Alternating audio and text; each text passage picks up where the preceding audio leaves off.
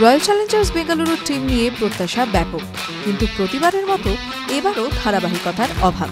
Virat Kohli, Phil Salt, রজত পাটিদার কোনো ম্যাচে দুর্দান্ত, আবার কোনো ম্যাচে চূড়ান্ত ফ্লপ। তার মানে কি আরসিবি টিমে কেউই ধারাবাহিক নন? মন্দের ভালো বলা যায় টিম ডেভিডকে। দলের হাল কিছু ক্ষেত্রে বহাল হলেও টিম কিন্তু ভরসা দিচ্ছে।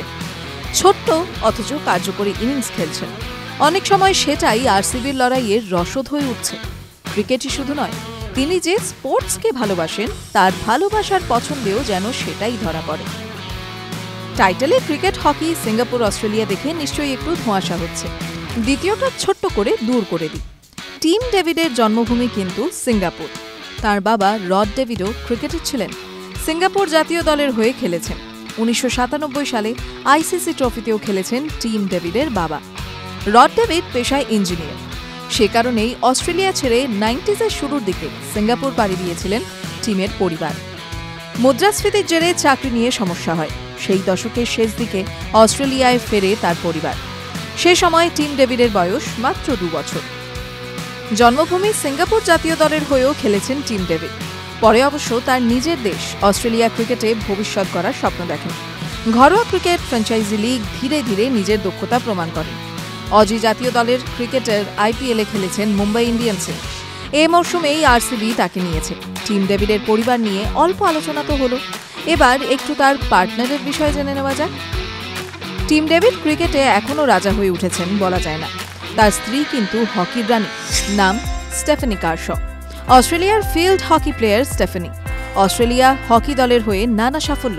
2017 সালে অজি হকি টিম, যা হকি রুস নামেও পরিচিত, প্রথম সুযোগ পান স্টেফানি। এরপর থেকে অস্ট্রেলিয়া মহিলা হকি টিমের গুরুত্বপূর্ণ সদস্য হয়ে উঠেছেন স্টেফানি। কমনওয়েলথ গেমস, বিশ্বকাপের মঞ্চেও খেলেছেন। কিন্তু ক্রিকেট এবং হকির প্রেমটা ঠিক কিভাবে হলো?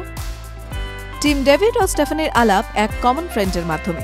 খেলার প্রতি ভালোবাসাতেই যেন মনের গিটারের টিউনিংটা গড়ে উঠেছিল। সময়ের সঙ্গে প্রেম আরও গভীর হয়। ক্রীড়াবিদ হওয়ায় একে অপরের সাফল্য, ব্যর্থতার আনন্দ এবং হতাশা খুব ভালো বোঝেন। পরস্পরের প্রতি সম্মানটাই তো ভালোবাসার ভিত মজবুত করে। স্টেফানির ম্যাচ থাকলে স্ট্যান্ডে দেখা যায় টিম ডেভিডকে। একইভাবে টিমের ক্রিকেট ম্যাচে স্ট্যান্ডে হাজির থাকেন স্টেফানি। সবটাই অবশ্য নির্ভর করে নিজের খেলা থেকে সময় বের করতে পারলে। একে অপরের সবচেয়ে বড় ফ্যান। আর কি চাই?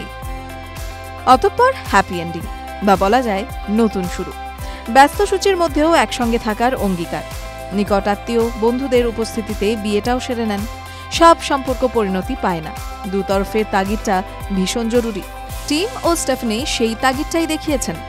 নিজেদের লাইফটাকে সাধারণত প্রাইভেট রাখাই পছন্দ করেন, কিন্তু কিছু কিছু মুহূর্ত সকলের সঙ্গে ভাগ করে নিতেই বা ভুল কোথায়?